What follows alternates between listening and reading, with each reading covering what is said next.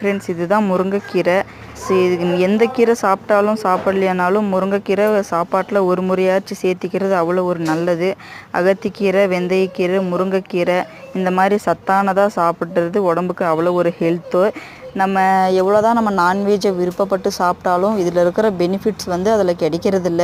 2 நாளாக நல்ல மழை அப்படின்றதால முருங்கைக்கீரை அவ்வளோ அழகாக துளிர் விட்டுருக்குது. இது இப்போ சாப்பிட முடியாது, மழை பெஞ்சதால் கொஞ்சம் கசப்பாக இருக்குதும்.